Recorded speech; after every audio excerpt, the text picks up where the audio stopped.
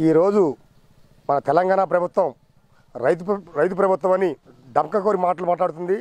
ఈరోజు ఎందుకంటే తెలంగాణ జిల్లాలో మొత్తం యావత్ భారతదేశంలో రేపు తెలంగాణ లోక్సభ ఎన్నికలు జరుగుతున్న సందర్భంగా మొక్కజొన్న పసుపు రైతులకి కనీసం గిట్టుబాటు ధర లేక వారి బతుకులు గోచరంగా రోడ్డు మీద పడితే రోడ్డు మీద వేసిన ఘనత కేసీఆర్ గారికి దక్కుతుంది.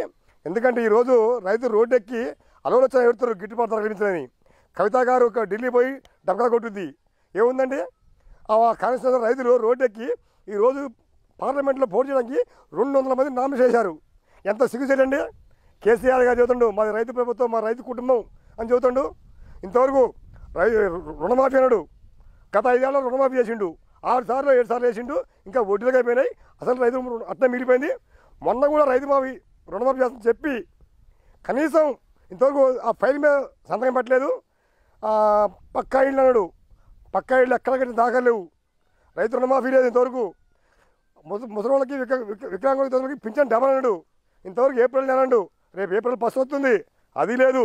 ఇవన్నీ పొరమో మాట తప్ప ఏం లేదు. రేపు ఖచ్చితంగా ఉత్తమ్ కుమార్ గారు హుస్నార్ కాన్స్టిట్యూషన్ డెవలప్ 100 ఏళ్ల చరిత్రలో హుస్నార్ని ఏ నాయకుడు కూడా దాన్ని తీర్చిదిలేదు. ఓన్లీ ఒక 5 సంవత్సరాలనే 2009, 2014 సంవత్సరాల కాలంలో హుస్నార్కి కొన్ని వేల కోట్ల రూపాయలు తెచ్చి మట్టపల్లి బ్రిడ్జి కానివ్వండి, డబుల్ బెడ్రూమ్స్ కానివ్వండి, సీసీ రోడ్లు కానివ్వండి, సబ్ స్టేషన్లు కానివ్వండి, ఏదో హై లెవెల్ బ్రిడ్జిలు కానివ్వండి, చిన్న చిన్న వాగు వంతెనలు అవి కూడా ఉత్తమ్ కుమార్ గారు తీర్చిదిద్దారు. రేపు ఖచ్చితంగా కేంద్రంలో యూపీఏ గవర్నమెంట్ వస్తుంది. ఉత్తమ్ కుమార్ గారు నల్లగొండ ఎంపీగా విజయటంగా పోయించిన ఖాయం.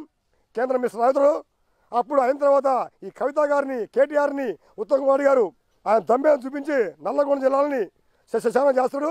దాంతోపాటు నల్లగొండ జిల్లాలో ప్రతి రైతు కుటుంబాలకి అండగా ఉంటాడు.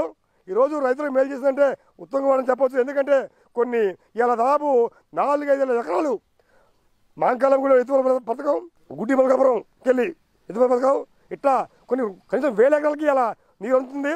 ఈరోజు మీ సాగ కింద నీవు ఉన్నామంటే వారికి ఎత్తిపోతల్లో నీళ్ళు పుష్కలంగా ఉండి వాళ్ళకి పత్తి, మిర్చి పంటలు పుష్కలంగా పండాయి. కనుక ఉత్తమ్ కుమార్ గారిని నల్లగొండ పార్లమెంట్కి అత్యధిక మీద గెలిపిస్తే కనుక మనం పంపిస్తే యూపీఏ గవర్నమెంట్లో మినిస్టర్తో పాటు మన తెలంగాణ అభివృద్ధికి ఎంతో ఆయన ఉపయోగపడతారు అని మేము కోరుకుంటూ ఉత్తమ్ కుమార్ గారిని అత్యధిక మెజార్టీ గెలిపించి నల్లగొండ ఖ్యాతి ఎంతో కేసీఆర్ గారికి తగిన బుద్ధి చూద్దామని తెలియజేస్తూ నేను ఒక రైతుగా మాట్లాడుతున్నా.